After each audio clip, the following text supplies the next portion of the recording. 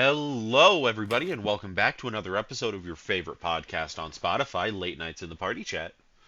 My name is John, and I'm one of your three lovely main hosts. With me today are Justice Hey, how's it going, everybody? and Justin. What's up? How's it going? But, surprise, we have a fourth with us today. Sam, would you like to say And hi? Hello, everyone. Sam is my best friend, much to Justin's chagrin. disrespectful, honestly. Damn, he called you out like that. I He really did. I Really, did. is just gonna call you out like that? It's my It's job. cold as fuck. I cannot believe it. I say they fight to the death. Look, I told them to do that for the best man role, and they didn't do it. So clearly, neither of them care about me enough, really. Pansies. Nah, you had us fight to the death in a game, and I won. He's not wrong. Meet me in Fortnite. You'll get your ass kicked. Shit. Sam, I'll take that. I'll take those nuts. Hold on. I have something that I want to say before Okay. we get into the nitty gritty of our topic today. John made a big boy purchase today because he's actually committing to the podcast. He did. I've been committing to the podcast every single episode I'm here. What are you talking about? Well, now they can actually fucking hear you. We'll see what happens. I'm like watching the mic levels as we're going, and like a few times that I've spoken now, it's peaked, like it's maxed out the bar. Yeah, And so it'll I'm do like that. hopeful that maybe I've corrected it, but we'll see what Yeah, happens. it'll do that. Well, that's good. It just means they get to hear you even more. That's not good for anybody. Let's be honest here. The hell? Listen, We like you. one of us is going to be the fan favorite. We don't know who it is yet, but it'll be one of us, and I'm assuming it's John. It's the Febreze eater. What do you mean? No one likes you. Oh, Speaking of things to like and not like, though, John did make a comment about us being one of the best podcasts on Spotify, but not to mention just Spotify. We are located on various other platforms as well, such as YouTube and Apple Music. If you want to give us a listen there, please do. But yes, please give us a warm welcome to our lovely guest, Sam. Sam, if you would be so kind to please give us a rundown of who you are and tell us about yourself. Right. As stated, I am Sam. I'm John's best friend since high school. We live relatively within the same building and do a lot of things together. What do you do for a job, Sam? I work for the Norfolk Public School District, primarily. Well, don't tell people where you live. Now they're gonna stalk you. That's okay. I'd like He's a to- stockable man. He's handsome. That's unfortunate for them. Really, it's okay for Sam. It's just more interaction. It's bad for the other people because now they're stuck with him. So why the fuck are you interested? What? You want to stalk me? Are you sure? You're There are lost, many, man. I am curious of the life decisions you made to put you in this situation. Like, Because look, man, I'm realistically, warning if you you. If you need help getting out of rock bottom, I'm not the person to come to. Facts. Like, how'd you get here? What life decisions did you take to get to this point? Do you need help? Are you okay? Like, Like, what kitchen did you get lost going to end up here? Straight Zorro did, huh? But anyway, so welcome, Sam. We're glad to have you. always. Now, there's one thing that I know about Sam is that if you ever need a story explained or just want to know like a general lore dump about a topic, he is the man to talk to because I have listened to this guy for Far too damn long. 90 to 120 minutes straight on a car ride to Omaha. Give me the ins and outs of a single war in Warhammer or heavy dives off of like Percy Jackson like universe lore. Sam, Man, would that's you like- call yourself an avid reader? Some people would say that yes. What's the most recent book that you've completed? That I've completed. Yeah. The Bible. The Bible.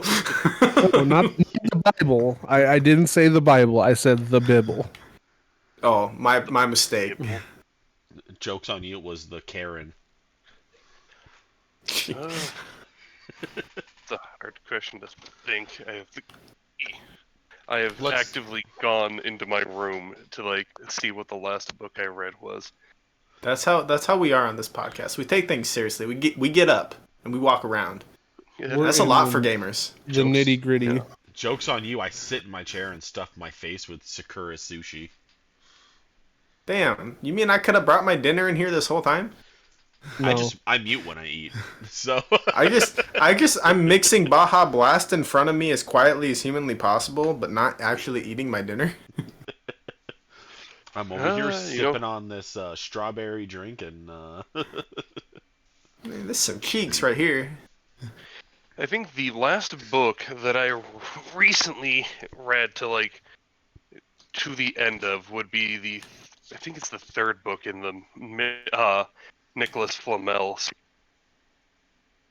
Nicholas. God, that Flamel. was That's a- the same. That's Percy Jackson, isn't it? Like that same. No, universe? that's not. No. No, Oh. it's the entire book series is the immortal life of Nicholas Flamel. He sounded straight up offended. That's Percy The Jackson? secret No. of the immortal Nicholas Flamel. I Be would kind, read. I'm sorry, I didn't mean to I send. probably would have finished the series, but that involves doing like a deep scour of my entire room, trying to find all the books because the last time Ryan had people over and tried to deep clean the apartment, a few of them thought it would be funny to take the book series that I had sitting out in the living room and scatter and hide all the books around. And that's when they die. That's war crimes right there. That's time. So now that I'm actually thinking about it, I'm actively looking around my room to see if I can't find like the last ones. Well, so the reason, part of the reason that I ask is because, like, not all of us like read as much as we should. I wish I read more. I have Les Mis sitting on my bookshelf right now with 10 pages read before I said, screw this noise. But I have a whole bunch of manga that I've read. And I was just kind of curious on, like, how do you guys feel about villains? That's Sometimes the villain can make or break the story. It really I agree. can. I agree with that. Like, I'm trying to think. There was something that I played a while back that I was just like, the game itself wasn't that fun, but the story had like a chokehold on me. And That's a lot of games. Right. oh, I remember. It's this like cutesy looking one called it's like The Great Hero and the Cruel King. And it's animated in like the storybook style and follows this young girl named Yu, who is a human living in a village of monsters. And like the story, like we follow it, and it's the story where like this great hero came to slay the Demon King, and Yu wants to be a hero like this great hero, who I am convinced is her father. But like from what I understand, like it comes together to the point where like eventually Yu has to fight this dragon that raised her because this dragon is the Monster King. And I'm just like, we've spent the whole game having a relationship, a familial relationship with this thing, and I'm just like, Hollow. Sounds like some Justin type shit. no, I'm sorry. You can tell it's not Justin type stuff because the name Sakura or like Dating Succubus Simulator or is not in the hentai title. or dating simulator large titty girl that looks like teenager. or goth or mommy or Or mommy, Dominant. I'm sorry, Or mommy, I'm sorry. breast milk. I mean, I'm sorry, breast milk. I'm sorry, breast milk. We just out here.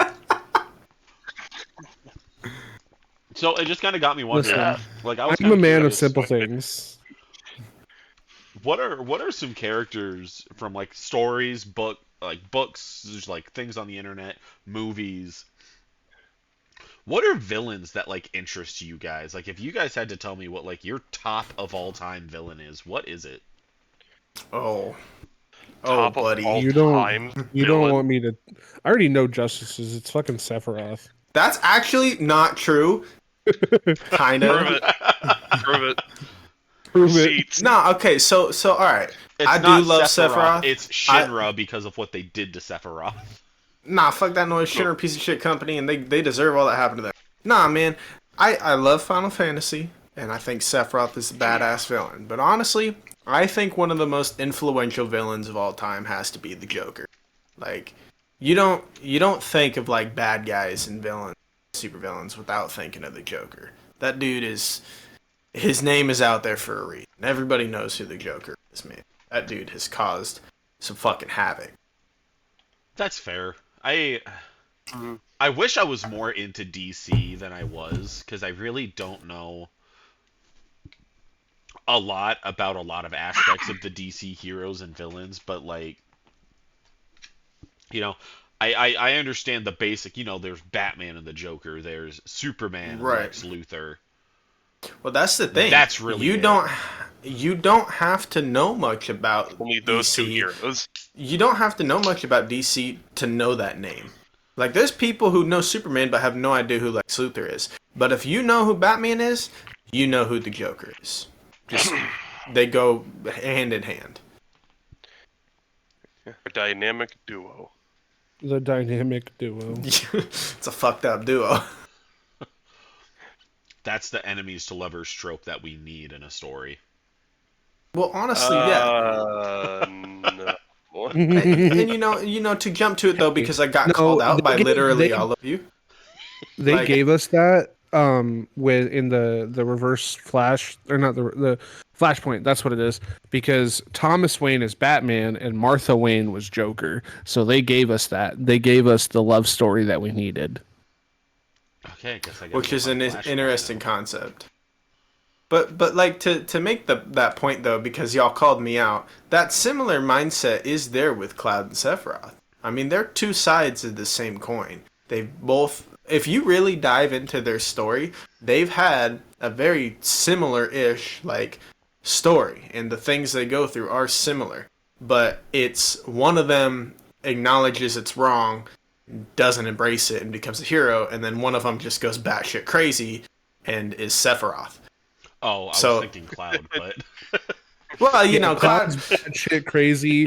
Thinks he's Zack. Like fuck. Well, that that's the guy. thing, though. Cloud is crazy because of Sephiroth. Like I've done my fair bit of research here. Sephiroth is able to fuck with Cloud's head because his willpower is just that crazy strong, whereas Cloud literally has no willpower, and the dude can just be manipulated. And that's So you're saying that Cloud is a sub? oh, definitely, bro. Have you seen Tifa?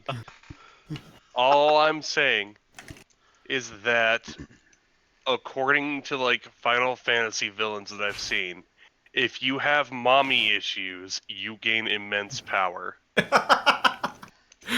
He's right. it's not Damn even it. wrong though. I need to call my mother. I'll be right back. Well, it's funny too. Me real quick so I can get immense power. One of the most like Power.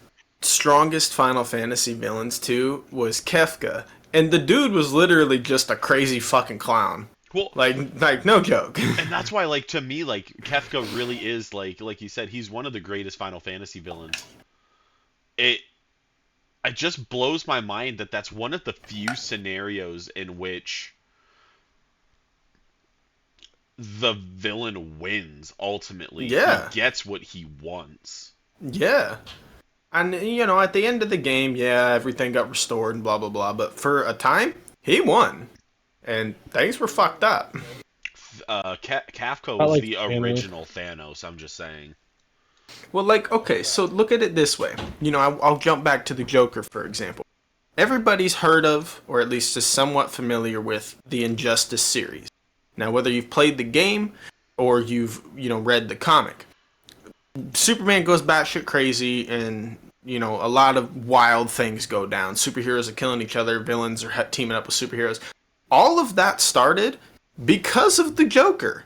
He murdered Lois Lane and blew up Metropolis. He did He that. didn't murder Lois Lane. Superman okay. murdered Lois He Lane. murdered her. He did that inadvertently. He murdered Lois Lane. Anyway, he caused that to happen. He forced essentially mind controlled Superman, made him hallucinate. He killed Lois, who was pregnant with his son, and then it was all a part of his whole bad day scenario. Like, one bad day can push anyone over the edge, and it was like, yeah, and you fucked the entire world for it, Joker, and you got a arm shoved through your chest. But that's what he wanted. Really win here. Yeah, that's what he wanted. He knew if Superman crossed the line, that it was over. The whole planet was going to war. He wanted that. And yeah, he died for it, but he won. And that's a really twisted way to look at it, but he won.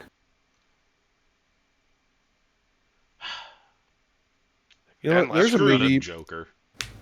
There's a movie that I saw Screw you, that Joker. I hate. I hate this movie, and it's not like Is it I don't Wish? like movie. Is it what? Is it the movie Wish that No, DreamWorks came out hold with? Or No. whoever made Wish? Oh god. It's not Wish. I think that was DreamWorks. No, it was Disney. Every Disney movie. It was Cabin in the Woods, and I have this thing with movies that like. Essentially, like, the movie ends and you realize there was never any hope that they were winning. I've never like- seen that movie. So, like, I've also Cabin in the never seen Woods. Cabin in the Woods is essentially there's this secret society who they have this cabin in the woods and there's all this stuff in the bottom of the cabin. Well, the stuff is like a means to summon like a monster or a demon or whatever, or a ghost or whatever. And the secret organization has this cabin set up. It's in an isolated area. They have like giant fucking walls around this area that have like, LED like see-through shit. Like, it looks like, it's just open wilderness, but there's really like walls and shit. And these 5 kids go to this cabin, and you find out that like the secret society put mind control nanites or mind control shit or whatever it was in this girl's hair dye. They were spraying these kids with pheromones to make them go have sex. They made, like they essentially they forced these 5 people into the stereotypical horror movie roles. Like, you've got the jock, the bimbo, the nerd, the virgin, the stoner. And Mhm. they go through this whole movie and they're fighting this monster, and you get to the end of the movie and essentially the whole organization gets fucking killed because the kids find out about the organization. They get in their bunker and like release all the monsters, and the monsters go crazy and fucking kill everything. And then at the end of the movie, because you find out that these 5 people need to be sacrificed every year in all different parts of the world to appease what they called the old gods. And because these kids weren't killed, the old gods wake up and destroy the planet. And Or like, you mean like the Cthulhu old god, or no, like, so like it was literally just like the end of the scene. It was just like a giant hand came out of the earth and slammed down on the cabin, and then it was the end. That was the end of the movie. Yo, That's- what And That seems dumb as hell. the? yeah, and it's stupid. So like the whole point of the movie is it's supposed to be like a deconstruction of the horror genre and show that like the organization is supposed to be like the horror movie fan base. And they're sitting and they're betting on who's going to win, who's going to lose, who's going to die first, and essentially making a game out of this horrible situation that these people are being put into unwillingly. And you know, the giant hand, the old gods, is supposed to be like the creators of the horror monsters kind of hitting reset on everything. And like the whole movie, like I'd have to go look and see like what the actual like in-depth look at it is, but it's essentially just a deconstruction of the horror genre and how fans fucking suck and they make these horror movies terrible because they sit there and they nitpick and they fucking pull shit apart when you should really just sit and enjoy the movie.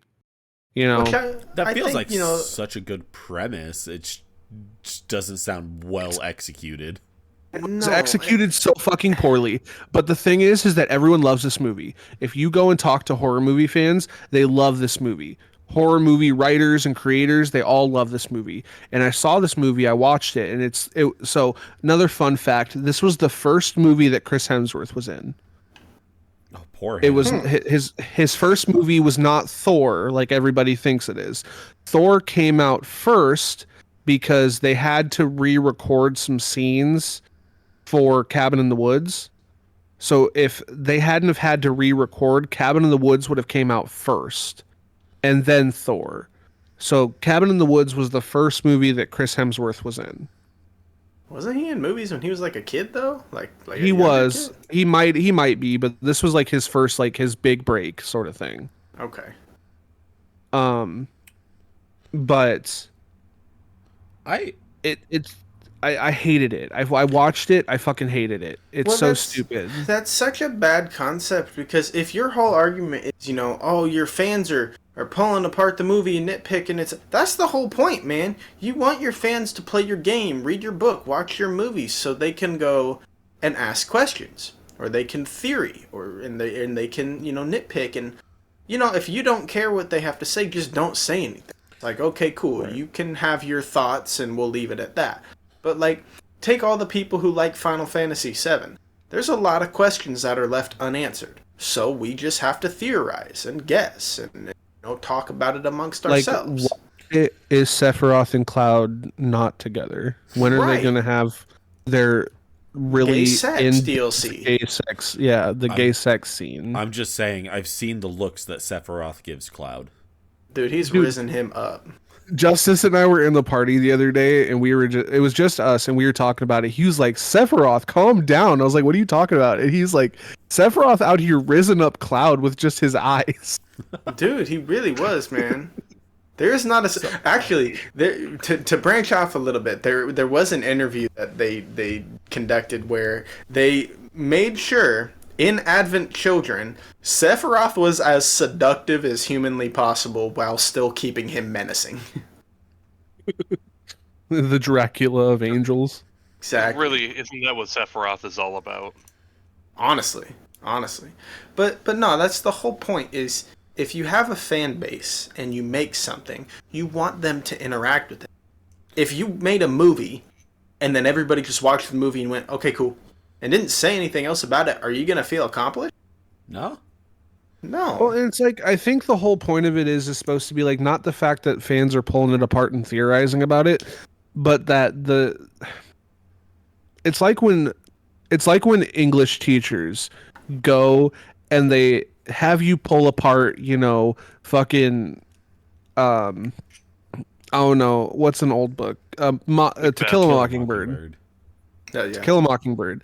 They have you in like, well, that's a bad example because that actually does have like innuendos and shit. But like a book that is supposed to be read at surface value, you know, your English teacher's like, "Hey, we're gonna read this book," and then they're like, "Okay, well, I need you to write a 5-paragraph essay about how XYZ character is actually an innuendo for God or some shit." You know, like, and we've all been there, and that's like how teachers do it. And it's like they're looking too deep into something when it's literally supposed to be taken at face value. It's not that deep, Like bro. it's not. It's literally not that deep. Like like Sometimes it that is. remind. Most of the time it isn't. Have you guys seen the meme where this dude he was in a college class, he was in a college English class, and his teacher was pulling apart this book and having the class write about the hidden meanings in this book, and then he legitimately got a hold of the author of the book and asked, "Did you have any underlying themes in this book?" And the author was like, "No, I wrote a book that I wanted to write." It's like, nah, I thought that shit sounded good. Right. It was literally it. And it was like, so it just proves that teachers, like, they are pulling at straws. Well, and you know, sorry, go ahead. Well, and it's the same with like fan bases. It's like headcanons and shit. Like, you know, I hate with a burning passion the fact that the My Hero fandom so wholeheartedly thinks that Bakugo and Deku are going to end up together. When that has never been stated, it has never been hinted at.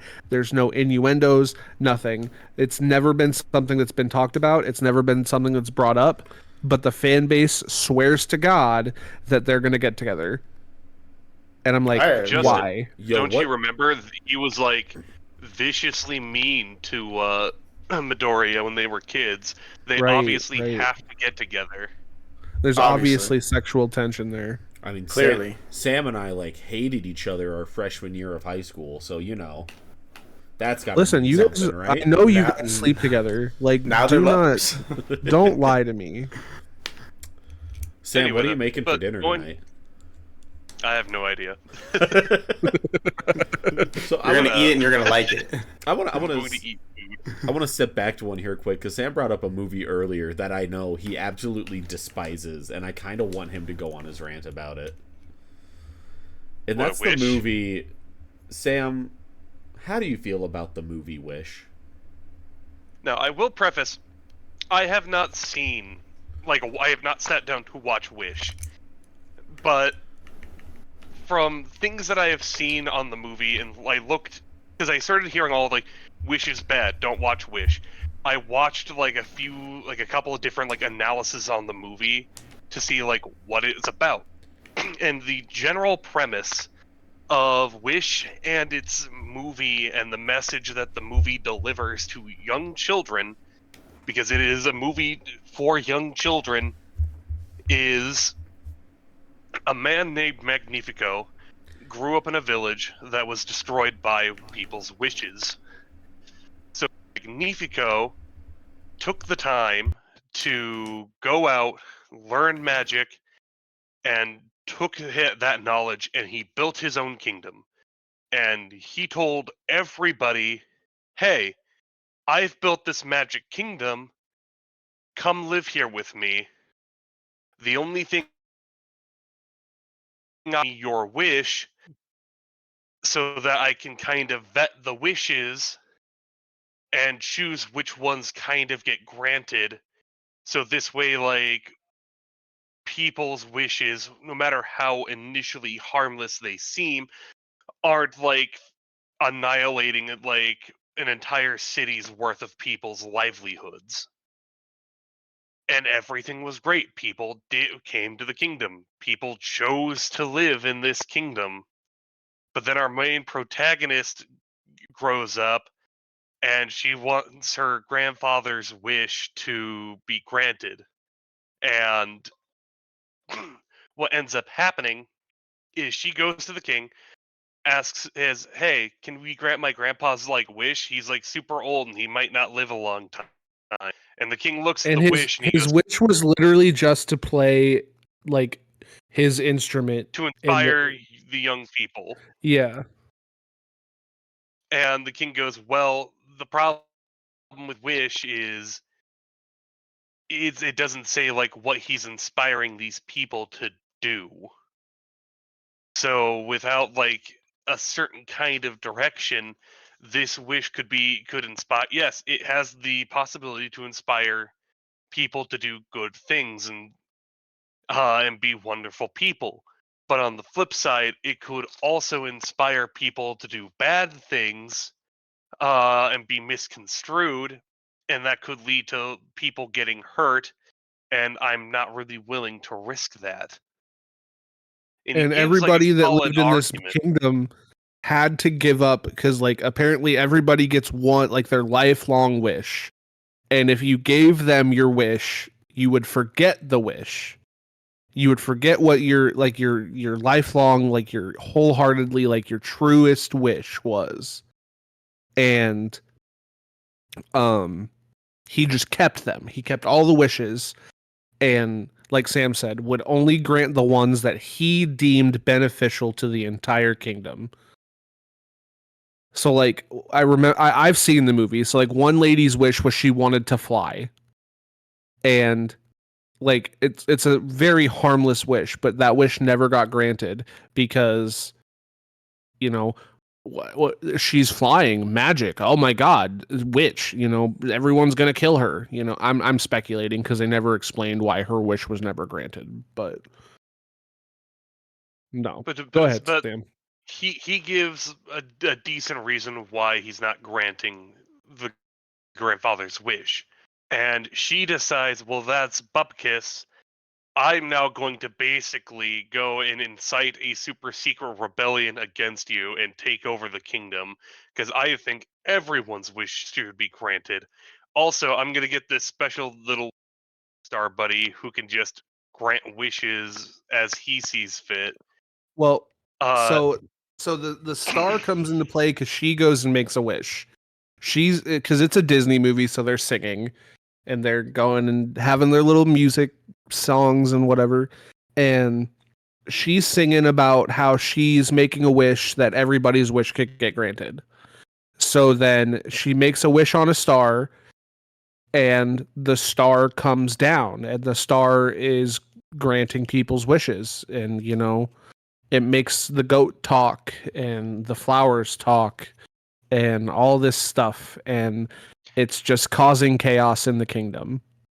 Yeah, and the king is trying to set stuff to right, and her and her friends are taking active steps to kind of go against the king. And they're kind of backing the king into a corner, and he goes up to his, like, secret tower room library where he keeps all of his magic books, and he has the one book that's super evil, and if you the book, it's super evil, but it gives you, like, a bunch of power. And the king, for a second, is thinking about, like, opening the book. He doesn't want to open the book, but he's getting to feel like he doesn't have a choice but to open the book. But then his wife comes upstairs, they talk, and she talks him down, like, no, we still have options. And he agrees with her. So they go and start trying to continue without the book to work on these, like, solve the problems. But then the protagonist keeps backing him into more of a corner until he isn't left with a choice and opens the book and becomes super evil because he opened the super book and now he has superpowers. And while confronting the girl, and they're having, like, a little mini fight, now that he's evil, he accidentally destroys and, like, consumes a wish on pure accident, and realizes, oh, if I eat people's wishes, I can gain, like, even more power. So he starts doing that until he is now suddenly super evil bad guy that needs to be stopped and sealed into a mirror. And hooray, big bad villain has been defeated. The big bad villain that they made. Yeah, it just sounded like our main character was like a piece of shit the whole time. Yeah. Like, I've seen comments on videos and stuff about the movie where people are like, yeah, I'm not taking my kids to see this movie because, like, it does not paint a good message to teach kids. Well, throughout the whole movie, it's literally like her mom is like, we don't know what those wishes are. It's not hurting us. We can live our entire lives without knowing what this wish is. Yes, obviously they're missing something, but it's it's not affecting them greatly. And the girl's like, well, everyone should have their wish granted and everybody should, be able to live out their dreams and blah, blah, blah. And I agree with Sam. It's her being selfish and inciting all this drama for very selfish reasons. Like, and it's not only does she screw up, a lot of people's lives in the kingdom, including, the queen and the king. The king's locked in this mirror now. The queen is now without her husband, and and he's evil. The queen is without the love of her life and her husband, but she was also in the position to be the king's apprentice, to learn magic, to essentially like learn everything that he knows. And like the king did like bring her in multiple times and try to sit her down and explain stuff to her, and she refused every time to listen to what he was trying to tell her. And she goes on this whole tirade, ropes her friends into it, ropes the queen into it, because the queen only did it because she saw her husband was going down this dark path, and she wanted to save her husband.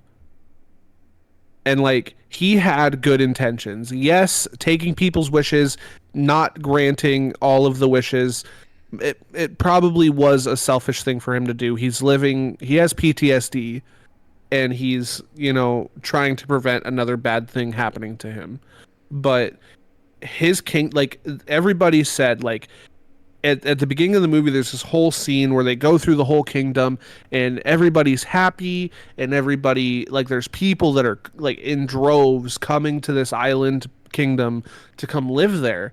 And they tell people out, like right at the gate, they're like, hey, if you want to stay here, you're going to have to give the king your wish.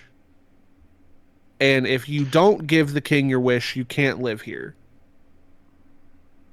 And like, it's ridiculous. They're very open about it. And like, they talk about how nice it is. We keep interrupting each other. Sorry. They spend so much time in the beginning of the movie, like, basically telling the hero story about the king and how he is a very, at the very least, a selfless guy who's doing all these things because he doesn't want something bad to happen again. Yes, I will admit, you probably could implement like once every 5 years I'm gonna grant a meaningless wish, or like maybe form a council of people who come and look at like a wish and debate it to be like, yeah, maybe this is okay to grant, this one right, no, like wish, like going back, this woman wants to fly, we talked about it, we spent a couple hours talking about it. Yeah, she's good to go. This person wants to know how to pick locks. This person can like get into the treasury and steal other people's wishes for his own gain, or steal from like anyone he wants to. We're not granting that. Right.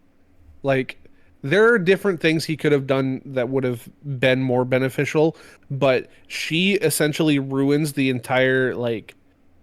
state of this kingdom, and they kind of have to start over. Because her grandpa like blows up on her and is like, I don't know what this wish is. I don't want to know what this wish is. I didn't get the opportunity to have my wish granted. Stop trying to get it granted. Don't tell me what it is. I'm not supposed to know. Like just stop doing what you're doing. And she goes behind his back and does it anyway. They're just getting worse and worse at making like Disney characters and movies. Well, like, the whole thing with this movie was supposed to be, it was the 100th anniversary for Disney. Disney's whole thing is, when you wish upon a star, it makes no difference who you are, your dreams will come true. So that was the whole premise of this movie, was it's supposed to be about, it shouldn't matter who you are or what your dream is. You should be able to chase that dream. But the way they executed it in this movie was fucking terrible. Yes. Sounds good. like it. So Wish has bad villain. Bad Because they villain. literally take, like, an old hero and do everything they can to try to make him the bad guy. Maybe if he wasn't the bad guy, it would have been fine. It'd be like going to watch Kung Fu Panda 4, and instead of having Po as the main hero, we have some new person come in and then, like, upturn everything Poe's working for, and Po becomes the new bad guy, and the person has to put Po down because they made Po a villain. I'd be honest. I have a small celebrated side for it. tangent about Kung Fu Panda 4. I haven't seen it yet.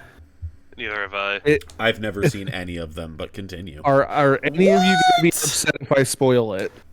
I mean, a little I bit. don't I really do care. kind of want to see it. Spoil it without spoiling it.